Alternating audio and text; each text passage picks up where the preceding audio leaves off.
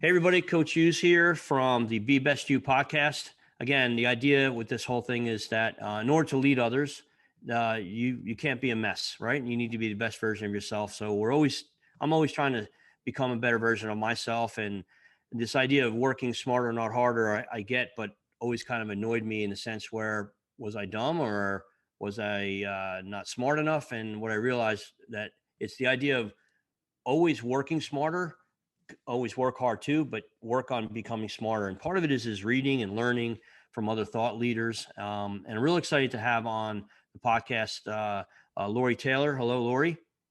Hi, John. Oh, this is our second time around. To be honest, I goofed. We had a really wonderful conversation a week ago, and I wasn't downloaded. I made a mistake there, and Laurie was kind enough to come back on again. She's out in California, three hours behind us, right? Tucson. Tucson. Yep. Oh, Tucson. Right out there, so we're a little, she's up there early in the morning, but Yep. the reason, I came across Laurie was I was doing my own research on delegation, which is always something that people struggle with. And I came across a book called Delegating, and ended up learning through reading the book that it's actually, the third book in a series of books, 7 books, that follow 7 steps of success secrets. I'm going to let Laurie speak a little bit about that and how it happened. But I think everybody in delegating recognizes in order to be a leader, you have to be able to, get stuff done. But when other people don't do it as quick as you do, or as good as you do, or sometimes we just want to not let go of what we've created, we kind of hold ourselves back. And delegating was probably one of the things that I noticed that a lot of young people struggled with, and I did as well.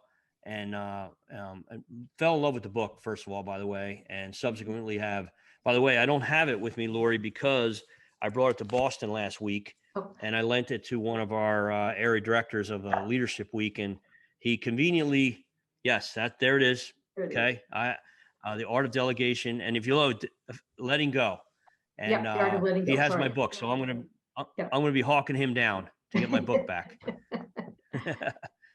But if you will, I mean, I'd love for you to share a little bit of kind of your journey to this point, and why you kind of came across these 7 stages. I think the delegation conversation will take care of itself. So Perfect, John. Thank you so much. And I'm happy to do this a second time, because I always believe the second time's better. So it just, right. we'll be better this time. But again, I appreciate Okay. the opportunity. I love sharing ideas with other leaders, because this is not a simple journey. Running a company, running an organization is, what I say, one of the hardest things we do, other than raising a family. But it's right up there with a lot of challenges. And so my goal is to help business owners, leaders within organizations, figure out that there is a formula for growth. You do not have to figure it out as you go. And my journey took me from a career I always thought I'd have in parks and recreation years ago. And I was in a city in Colorado, and my boss decided that was not going to work anymore. So I decided I had to leave, and I ran into a good friend of mine, and we decided we just needed to figure out how to put food on the table. This is a typical story for a lot of entrepreneurs. They don't necessarily go out looking to run a company, but their circumstances change, and they're like, what do I do? I need to make money. So she and I started an organization, a company, and we turned that company from 1 employee, we took it all the way to 120 employees, which in my vernacular, which I'll share in a minute, is stage 6. And we recognized that growing a company had to start with you believing certain values. We were very strong because we both came from backgrounds and working with somebody that we didn't agree with treating us as human beings. So the first thing I try to get business owners and leaders to understand is we're first human beings before we are employees. And one of the things that my business partner and I tried to do is recognize that our people were the most valuable asset that we have. So I left that career, we started growing this organization, took it to about 120 employees. And then I left that company after 14 years, and we did a great job. We made a lot of mistakes. We learned a lot of good lessons. But I left there because I met a gentleman by the name of James Fisher.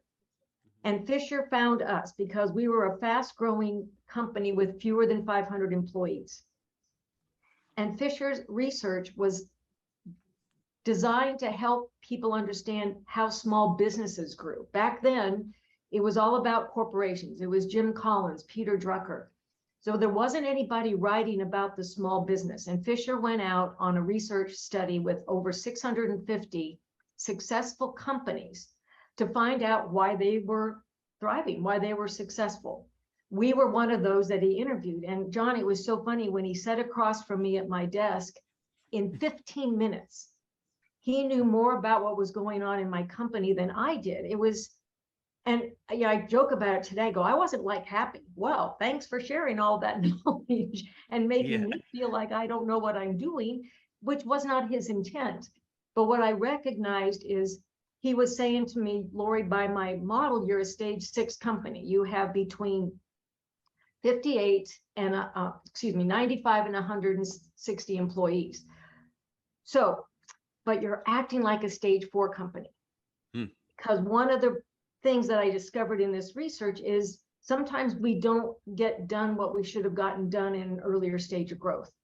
And so we start getting this feeling like we're spinning our wheels, like we're not getting ahead of of the game. So I embraced what he was saying, because I was a little defensive at first. And I bought into his concepts behind the 7 stages of growth. So his concept is, as the company grows, the complexity increases. And in his model, the complexity increases because of the addition of people. Because anybody that runs an organization gets this right away. The hardest thing we manage are the people that work for us, because they're all individuals. And we as leaders have to recognize that one thing for John won't work the same as it works for Laurie. So we have to be very understanding and emotionally intelligent about how we run an organization. So I left that company, joined Fisher. He and I worked together for 5 years.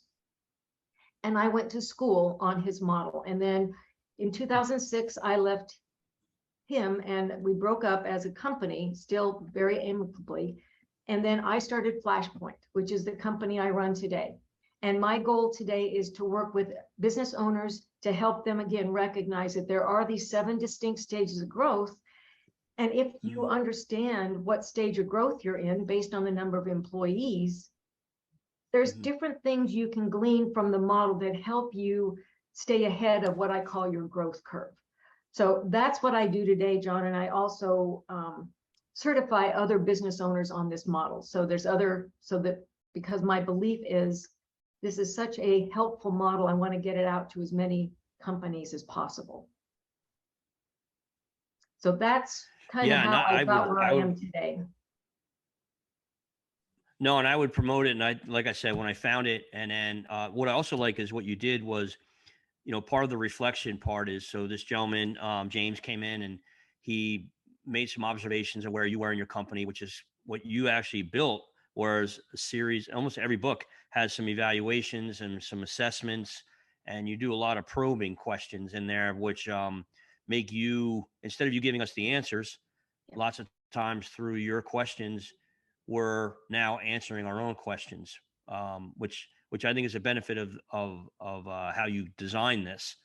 Because I think people just, what I see a lot of times, people are like, oh, how do you do this? How do you do this? Give me the steps. Show me the steps. And I'm like, well, I can do that, but you need to kind of figure a lot of this stuff on your own, because you're not, I think we said this the last time, and I know a lot of people who will listen to this will resonate.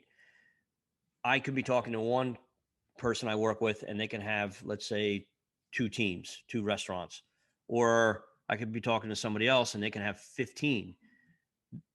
They both want to grow, but it's two separate conversations based on where you are in the various stages. And this doesn't have to be restaurants. It could be college, college teams, church organizations, and anybody who's trying to grow their brand or their company would benefit from these stages. I love them. So No, I appreciate that, John. And the reason I wrote the book series, so again, yes, I'm writing a book on each stage of growth because I recognize, again, if you are in that stage 3, you want to know what's going on for you today. And so I didn't want somebody to get overwhelmed with all 7 stages. I wanted them to recognize first, let's take care of what we know we have to take care of today because we are in a certain stage of growth. And as you go through, just quickly, a quick brief view of this, John, is stage 1 starts with 1 to 10 employees, and it's called startup because in Fisher's model, yes, he was talking to CEOs who were starting up a company and helping them understand how to make it sustainable. How did you grow it beyond where you were? If that's your model, if that's what you wanted to do.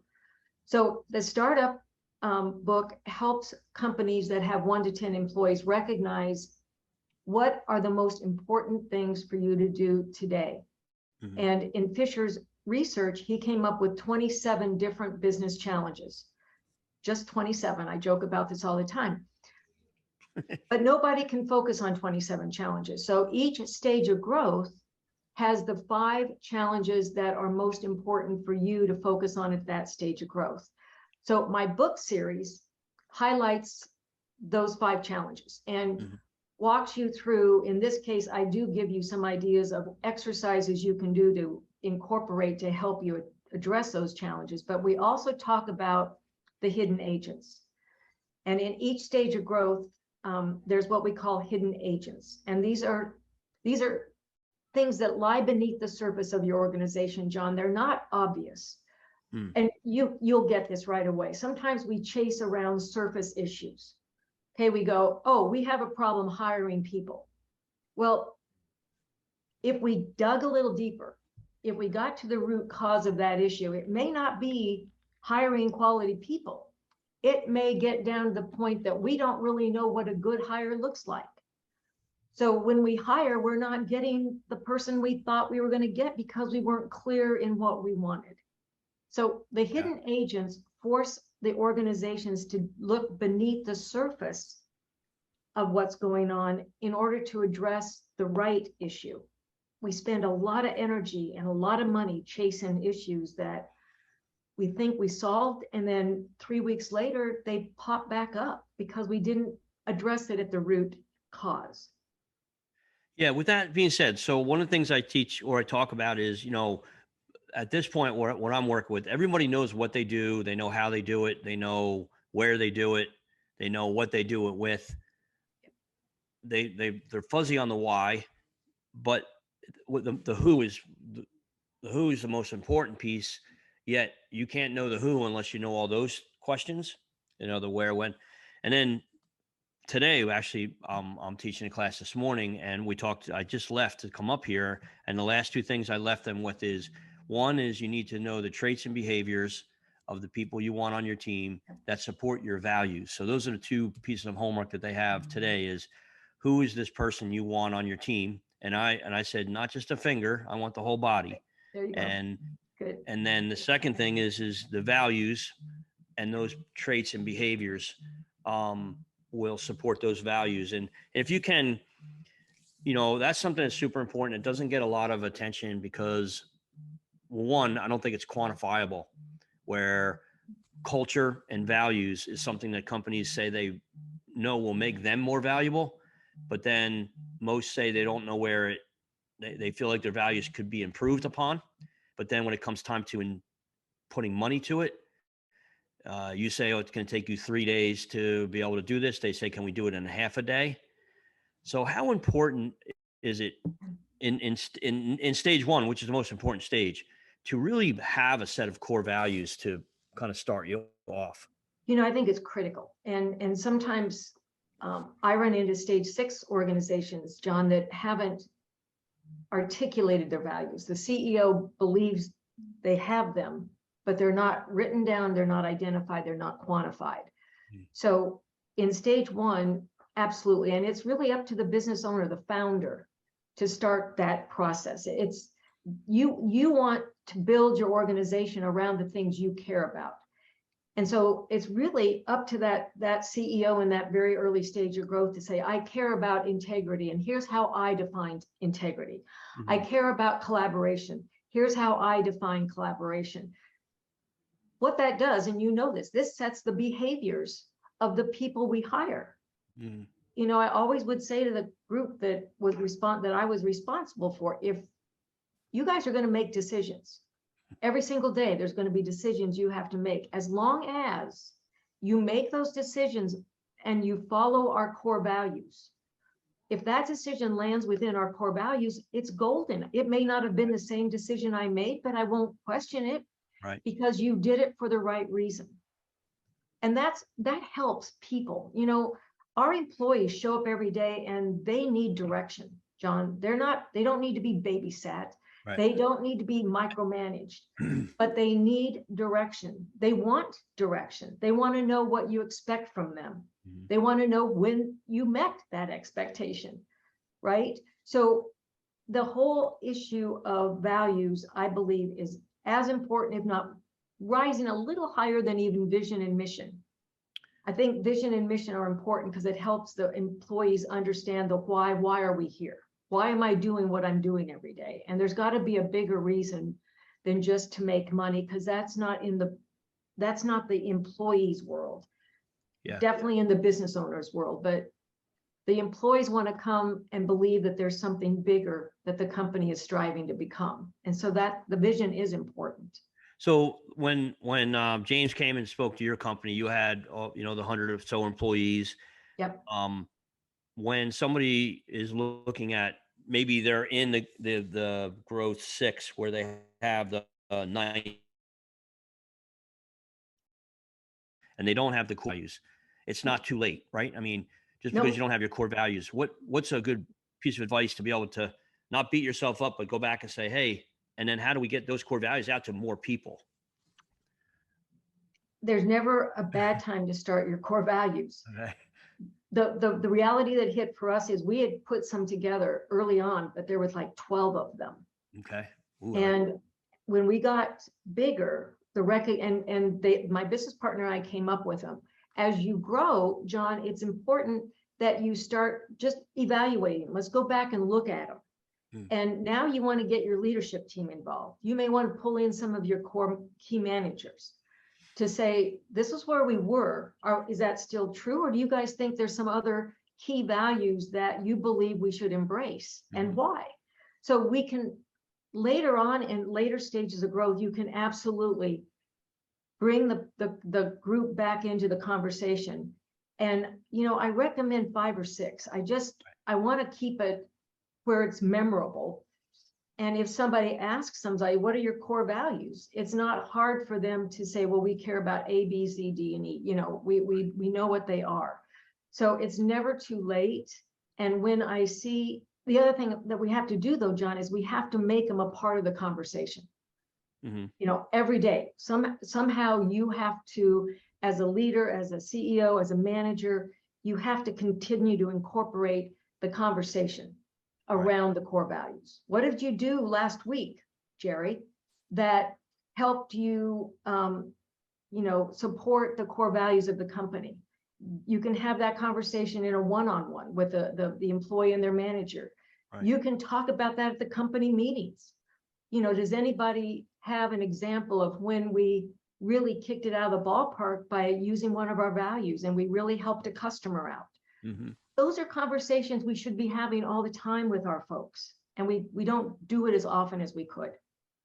No, and it's interesting, last 2 weeks ago, or I think I had the opportunity to hear Dabo Sweeney from Clemson speak, and here's a college football coach, and he has his core values, and exactly what he does is, he, as part of his daily checklist of things to do, one of them is how did he coach or communicate his core values throughout his organization. It's not a t-shirt, it's not a poster on a wall, it's not at the bottom of your emails and that go out. It's something that you have to be disciplined and dedicated to every day to keep perpetuating, I guess, keep that bubbling it up. And I love that, which I agree, when we do our core values exercise, we ask everybody to come with their core values. And then what we'll do is we'll try to narrow them down to 5. And when someone's core value doesn't get picked, you can see them kind of go, I'm like, okay, hold on.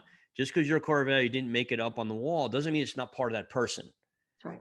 And people kind of look at me funny. So I love what you're saying is yep, there's a lot of core values. Pick your 5 or 6, get other people involved.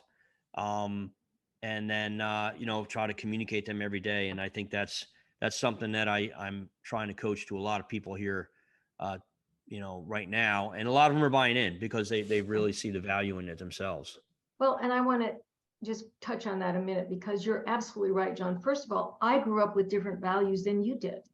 Yep. Hey, I was raised differently than you. I was raised in a different part of the country than you were. So we all come through our own filter of where we came from.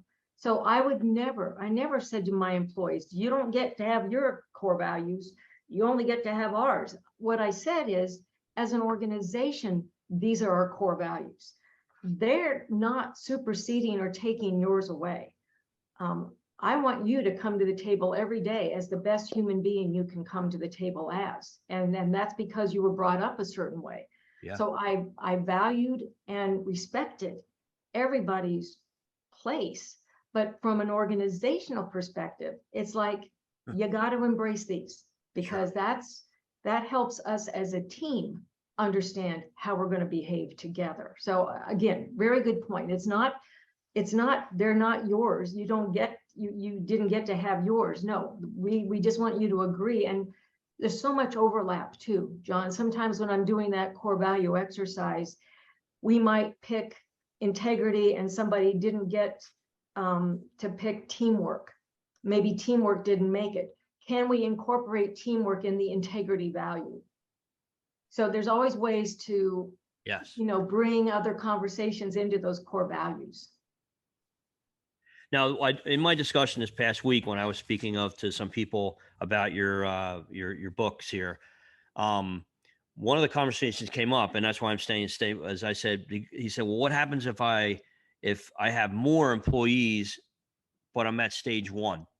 And I was like, "That's a good question." So stage 1 could have, if you open up a team and say your team has 25 people, and you don't have core values, then you're. So I guess what I'm trying to say is, if I can articulate this correctly, stage 1 isn't just about the number of people. Sometimes it's also about where you are in the process. Correct? Well, yes, at some level, but we always start with the number of employees. So the defining point is, if you are stage 1, if you have 1 to 10 employees, you are in stage 1. Okay, gotcha. All right. Now, what could happen is, in stage 1 with 1 to 10 employees, it's a continuum. So what I will always say to people, the very first rule of the model says, as soon as you land in any stage of growth, you're already getting ready for the next stage of growth. Right.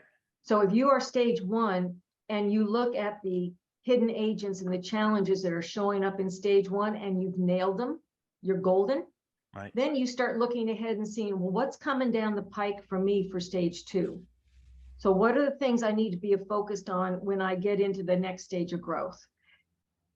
And we always want to start with the stage of growth based on the number of employees they have.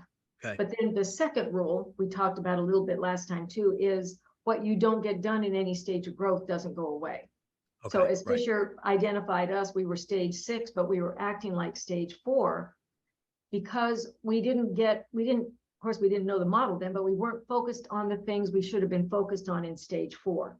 And that was some of the things that kept dragging us back and not giving us the traction we needed to move forward. So any organization, what I say to a CEO who says, well, I don't feel like I'm stage 1 anymore, Laurie, I've got 1 to 10 employees. I said, you may be there in terms of number of employees, but look ahead to the next stage of growth and see if the challenges that show up for stage 2 are hitting you today. Mm-hmm. So the model isn't black and white. Okay. John, the model is gray, and it's simply a guideline. It provides a CEO with an opportunity to say, I'm here today. I've taken care of cash flow. I've taken care of limited capital to grow. I'm not having profitability issues anymore. However, I'm not hiring good people. I'm got a leadership staff communication gap. There's a communication problem going on.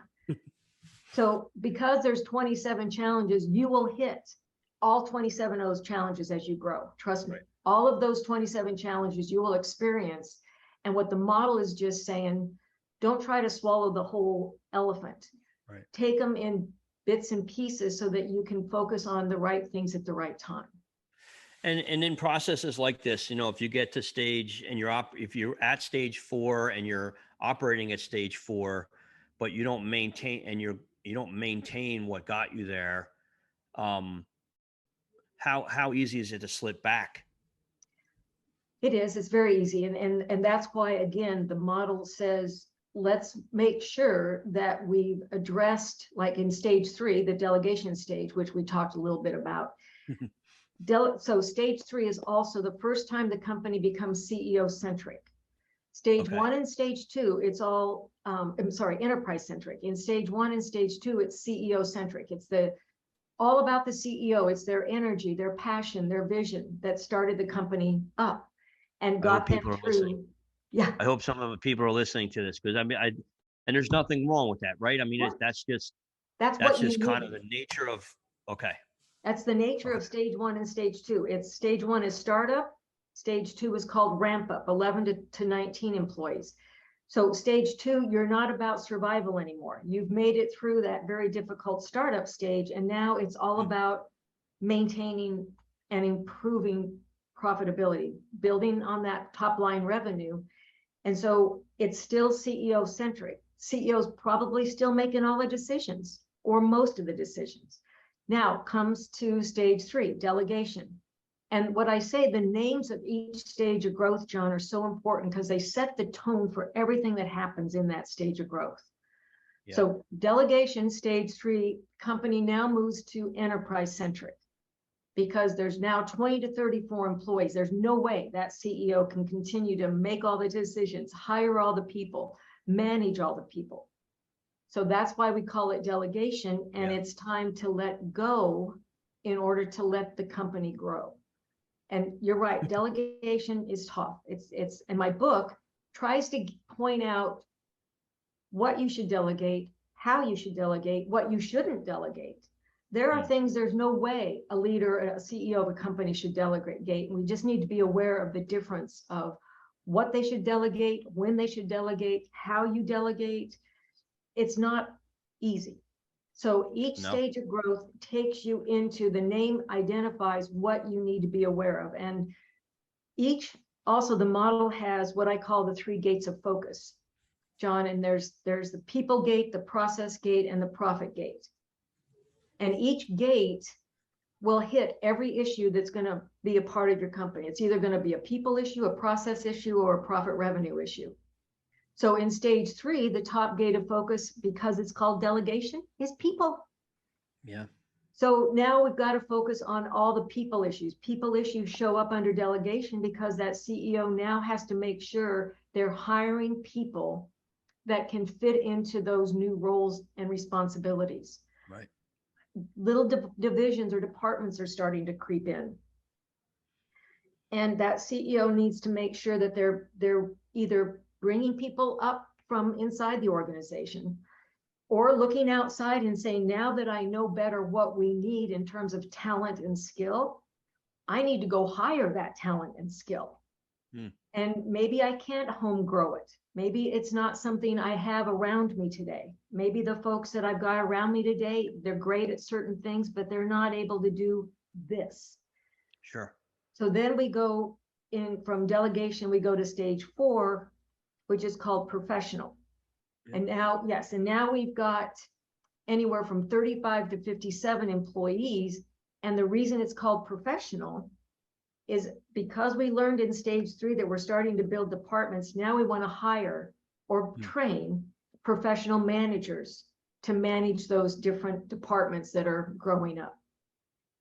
And the gate of focus shifts to process because now you're way too big, right, to do things haphazardly or to rely on John's brain to remind us how we did that sales call.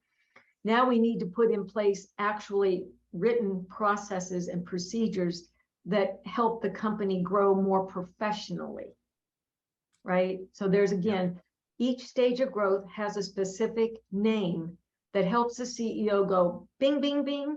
I need to focus on making sure I've got good managers at stage 4. And that's what we didn't do. That's what Fisher identified. We had brought up people, but guess what we didn't do? We didn't ask this important question when we raised somebody into a manager position. John, would you like to be a manager? Would you like to manage people? Yeah. No, we just put John into a manager position because we knew John was really, really good at what John did. And John failed as a manager because of us, not because of John, because we didn't train John. We just assumed John could move from great writer to great manager of writers. Yeah. And that just doesn't happen. So that stage 4 is just one of those little red flags for a CEO to go, wait a minute, I need to make sure I've got good, trained, capable managers who love managing people. Yeah, and I'm just thinking, I keep smiling, and I'm not sure what people can see. And hopefully they'll listen to you, not looking at me first of all, but I keep smiling. It's more of a smirk because what you're describing, and I think I shared these last time, you're describing the last 40 years of my life. And it's either I lived and experienced everything you're saying, or I've seen it. I've watched different companies, and you couldn't be more right. And I think I'd also shared, I kind of developed my little things, and I have purpose equals people plus product plus procedures equals profits. And if you put your people first, they'll take care of the product and they'll follow the procedures, and you shouldn't be worried about profits, certainly. Right. But they're also equal at the same time, that whole little thing there. But the other part about delegating, and in the title you say let go to grow. Very quick summary of a story. I had a foundation, and it was for autism awareness, and I had friends of mine involved, and one by one they started to quit or leave. And I was hurt, and then they were honest with me enough to say, well, the reason we're going, John, is you give us a job, but then you won't let us do it. And what happened was I was trying to raise awareness around the country, and one gentleman said, well, does the guy next door know about autism?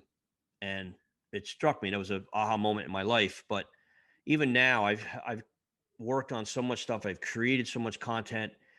My signature's on everything. And then to let something like that go in the delegation phase, how delicate is that? How hard is that for people to do? Or how crucial is it that for them to grow, you got to move past the delegation stage? It is so hard, John, and we didn't do it well either. We literally had a staff revolution show up because we'd hire people that had good smarts, had good capabilities. And then, just like you just explained, my business partner and I would say, go do this. They'd bring it back to us. We'd look at it and we'd red pen it. Oh, do this, or I'd rather do this, or I'd rather you see it like this. And our staff finally just said to us, you guys need to stay out of our business. You hired us to do this work. And they even brought in a facilitator. I mean, it got to the point where they were like so frustrated, but they didn't want to leave. Sure. We had done one thing well. We had created a good place where people felt valued, but we missed that little piece that we had to let go. Now, what I say to CEOs when they ask me that question, well, how can I let go, Laurie, and not know I'm in charge of the company? If the company fails, it's my house I'm going to lose. Right. I get that. So the challenge of delegating is learn how to delegate. It doesn't come naturally. It's not like part of our DNA. So to me, delegation is simply this. It's setting an expectation, being clear about what the expectation is. Here's what I need. Here's when I need it done. And here's how I'd like you to think about it. Then they go do it. And then you make sure they have a deadline to get back with you. Maybe there's different milestones during that delegation issue. Check in with me in a week from now, John, and let me know how you're doing. Okay. And John doesn't check in with Laurie in a week. Then I go to John. I go, John, Expectation, you agreed. Where were you? Oh gosh, Laurie, I got so busy. I get that you're busy, John, but you were really clear with me about what the expectation was. Let's not let that happen again. We've Right. got to have difficult conversations every single day when we're not getting what we want. And it's not because we're getting angry. It's just simply, did I miscommunicate? Did you not understand what I wanted? So Mm. the very first thing I try to get people to do better as leaders and managers is to ask better questions, John. If instead of going to John, going, John, where was that? You told me you'd get back with me. Maybe I go to John and I say, John, quick question. Was I not clear that you and I were going to get back together today, a week from when we met last? Was I not clear about that? Right. Oh, no, you were clear, Laurie. Got it. Then it wasn't me. Like, so what happened on your end? So ask questions. Don't just go in like a red hot poker. Mm. Ask good questions to find out, because you don't know. Maybe their world went upside down. Maybe they had a sick child. So what I'm saying is, we don't know why they didn't do something. So go find out. Don't assume they were purposely trying to mess you up. Mm. Because I don't, and of course, Laurie's belief is this: I believe every single person comes to the table wanting to succeed. That's what they want to do. Yeah. Sometimes we get in their way as managers. And that's all I'm asking people to do, is just recognize. And now, if John is perpetually late, John never listens, John's not doing what he needs to do, then we're going to have different conversations. I'm not going to get through John by asking probing questions. Right. I'm going to have to hit John a little harder over the head with maybe a little clearer direction about some performance issues. I get it. I've been there. I understand all this dynamic that goes on. But my thing is two things, John. I tell all of my CEOs I could solve 90% of every problem they ever had if they just do two things. One, communicate more often, more effectively, and with better intent. And two, show that you care. Just tell somebody you care. I care about what you're doing, John. I care about you as an individual. I know you're struggling a little bit, but I want you to know I care. But we got a company to run here. So I need you to step up. Yeah. I need you to not be late every single day. Whatever the conversations are, John, but we're not communicating often enough with people. I see it all the time. It's just blatant. And sometimes it's hard to communicate. We think, well, I just said that. I just stood up in front of the company meeting and I told them all of that. Well, guess what? Communication isn't just about you talking. Communication is about them hearing what you just said. So you also have a responsibility to go back and say, John, tell me, can you just reiterate to me what we just talked about here? Give me some highlights of what we just went over. Now I know that John heard me. Okay, so we don't do, now you can't do that in a company meeting, but what I'm saying is, then if there's an issue in the company meeting, my managers need to go back and say, what did you guys glean from that company meeting? What were some key points you walked away with? Right. Yeah. And there's, I don't know where I heard this, but, this delegation of, you create something, you want to hold on to it, and you don't want to let go. And it was something along the lines of, information is given out or held on to out of power or fear. If you know something and you held on to it, you have leverage. If you hold on to something and somebody does it better, you may lose your job. So a lot of people don't delegate out of that fear or power mode, where delegation is this communication thing. And I couldn't write fast enough, but I will listen to it again. You said communication is often, Not often enough, not effective enough, and we don't do it with the right intention. yeah, love that. And I think that's, you know, I err on the side at this point in my career where I err on the side of over communication, because one thing I hate is, oh, I didn't know that, or you didn't tell me that, or I didn't hear that, or I didn't get it. I'm like, well, you're going to get it every day until I know you got it. And I don't like that, because you feel like you're badgering people. But Yeah. I guess that, when someone says they didn't know something and you've done your job, that should be on them too. But yeah, I think that's with delegation. It's very hard to learn how to do it. Well, and 2 points you made, John, that we should just touch on. It's not babysitting and it's not micromanaging. There's a difference between micromanaging and babysitting. Mm-hmm. That's not delegating. And you know, the in my book, I talk about the reason people don't delegate is it takes too much time. You know, it's like, well, I can just go. I hear this all the time, Laurie, I might as well just go do it myself. It's going to take me longer to tell the person what to go do. And I'm like, and that's going to be a one-time gig. Once they get it, now Sure. you don't have to do it. But every time you sit down and do it because you don't have the patience or you think you can do it faster, better, whatever, you just added to your pain, your headaches. I'm trying to help CEOs and leaders understand there's ways you can eliminate some of the frustration and the stress and the challenge of being a good manager. Sure. But it's not micromanaging and babysitting are done because you are not doing your job as a good manager. You're not explaining yourself well enough. You haven't set the big goals, the big objectives. And then you're not holding people accountable. The first thing I hear from a lot of my business owners when I talk about what their challenges are is like, well, nobody's accountable. You know, nobody takes ownership of anything. And I'm Yeah. like, Never heard that before. of course you haven't. And it's like, well, why are you hearing that? Have you ever asked yourself why people feel that way? So, Yeah.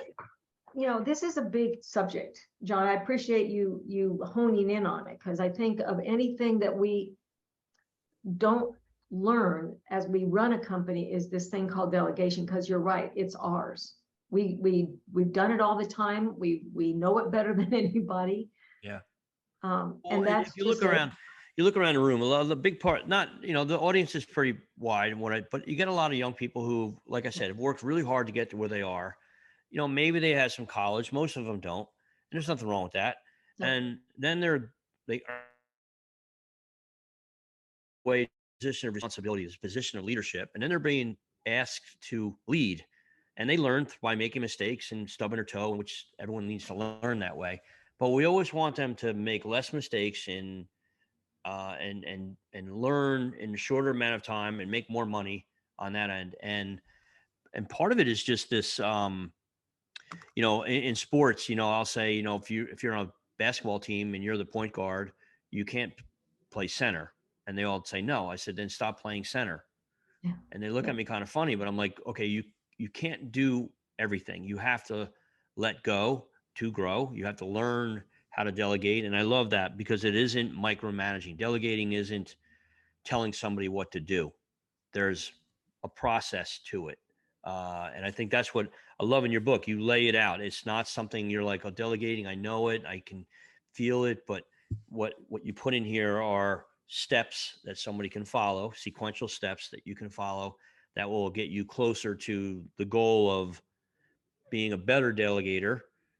And then, which allows you to move on to obviously the next step, which I love here, is managing the managers. And I'll lead it into that there, because what I have learned is that my dad was athletic director, and I use a lot of sports metaphors, and the captains of teams are usually the best players. And they, lots of times, they don't know how to be the captain, but they'll accept the role because it's pretty awesome to be the captain of a team. But when they're now they're in this role that no one's ever taught them how to do it. So I always say managers seem to learn how to manage when they become managers. Captains learn how to become the captain when they become a captain. What I'm liking with your books here is that it's a stage to growth. So when they become the manager, they're not learning how to manage at that point. Right. They still have to, but I like that, managing the managers and training the managers how to manage before they become managers is important. But can you speak a little bit of stage 4? What? Yes, because that, again, just go back to the point of it's a continuum. So when you're in stage 3 and you're going to hit stage 4, again, flashing red light should go off saying, what are we doing to train John to become a good manager? Let's get him into a training program. Let's see if he wants to learn to be a good manager. So we can grow into that stage of growth. And the reason I call it, managing the managers is so often our CEOs believe, well, now I got a manager. Now I've got somebody managing my sales department. Now I've got somebody managing the production side. Now I've got somebody managing the service side. That doesn't mean the CEO gets to not be a manager anymore. Mm. So the reason I call it managing the managers is there's a reality check for a CEO that says just because you got people in those key positions, it doesn't mean they don't need you. They still need direction. They still need to be told what you see as the big picture. Mm. So when too often CEOs want to step back, and I get it, because now they've got other people in charge. And at some point you have to, it's a fine line. It's a fine line that CEO walks between. So what I want them to do is train, get good managers on board, and get those managers to be really confident about their department. Right. I want you to set up your own strategic plan for that department. I want you, and it has to roll up to the company plan. I want you to hire your own people. I want you to fire people if you need to. I want you to train people. So once that manager has confidence in their own department, and I'm jumping ahead a little bit, but the point I want to make here is until we get those department managers to be confident, sure, stage 5 is going to be really, really hard, because stage 5 is called integration. Yep. So in stage 4, the CEO is still making decisions from a company perspective. Those departments are making department decisions. And together they're helping run the company. Stage 5 is called integration because now those department managers who have been working kind of independently, now the CEO's job is to get them to work as a collaborative team, an integrated team that's now making company decisions, not just department decisions. So stage 4 is again another key place for that, you know, which road do I take as a CEO? Do I continue to try to let my managers manage without my direction? No, they need desperately to hear from that CEO. So again, stage 4 is important. There's another hidden agent real quick called the 3 faces of a leader, John. And every day a CEO brings their visionary face, their specialist face, and their manager face to the table. All 3 of those faces have different responsibilities. In stage 4, the manager face jumps from, I think it's 20% in stage, it's 60% in stage 3, it's 20% in stage 2. The manager face goes from 20% in stage 2 to 60% in stage 3, all the way up to 70% in stage 4, meaning that CEO's main goal, the main purpose that they serve during stage 3 and 4 is to be the manager of those managers. Managing managers, okay. So if a CEO, for instance, shows up in stage 3 as Mr. Visionary or Miss Visionary, yeah, that's not going to serve the company well. Yeah, wow, okay, yep. So it's not that the visionary face isn't important, but it plays a smaller role than that manager face. And you know, where I am now, probably the biggest part of our company's growth is right at 4 or 5 as far as numbers go. You know, some of our groups have larger numbers than that, but I would say the majority of them are right here right now. So I think this is going to resonate with them immediately, which and it's going to help too, for sure. Well, and John, the other thing to think through is because you may have organizations that have more than 500 employees. So the model goes up to 500 employees because the SBA qualifies a small business as 500 or fewer employees. Okay. So, but if you have a company that has more than 500 employees, that CEO can start thinking about, I might have a department that's stage 3. That manager is managing 20 to 34 employees within their own department. So a lot of the identifiers for this model can also serve a company that has more than 500 employees if they start looking at those individual departments. Mm-hmm. Just another way to help people recognize that there still is that awareness that our department managers run a small little organization, really. Yeah. And I mean, I'm looking at the time and I could talk to you forever, as you know. Yeah. And I know that you have your next stage is 5. But I think what I want to do is 2 things, I guess, to kind of help people and then to learn more about you. But what I'm seeing more of and learning more about is there's a lot of personal development, personal psychology involved in this, where owners are following this, but from to be a better version of yourself, you have to constantly be working on yourself. And you shared your story about how you started a company, and you started this collaborated with James, and now you have this company now. Yeah. I guess my question is how, maybe it's a hard question, but what's a piece of advice you would give to somebody, say in stage 4 or 5, to take care of yourself? Because a lot of times when people are Good. building a company, they don't take time to take care of themselves because they don't think they have time. Exactly. Because if they take time for them, they're being selfish. When indeed, I think we learn now that when you don't take time for yourself, that's being selfish. Taking time for yourself is being selfless.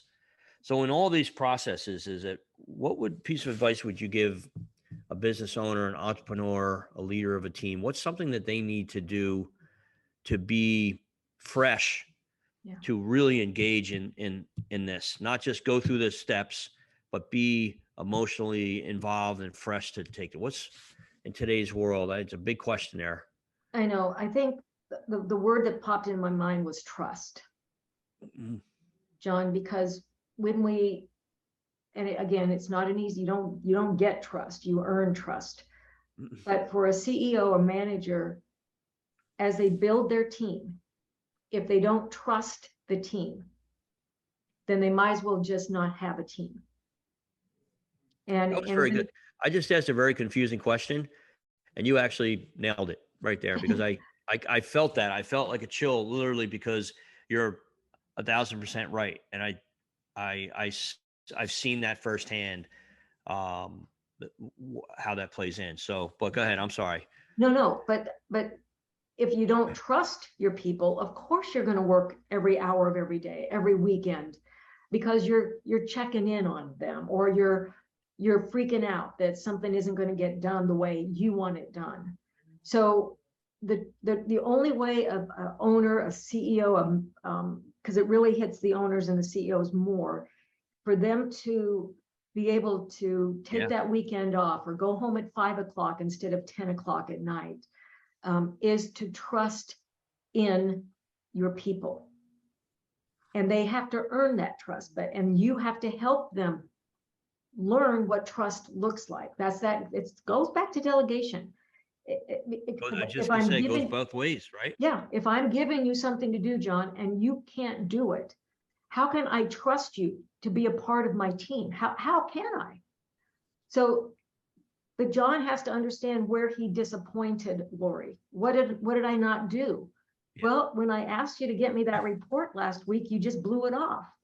John, that doesn't work for me. I can't. How do I build a team around people that don't follow through with what needs to be done? I can't do that. And I've had many tough conversations with CEO, John, that they're going to have to let go. Here's the challenge. We hold on to poor performers way too long.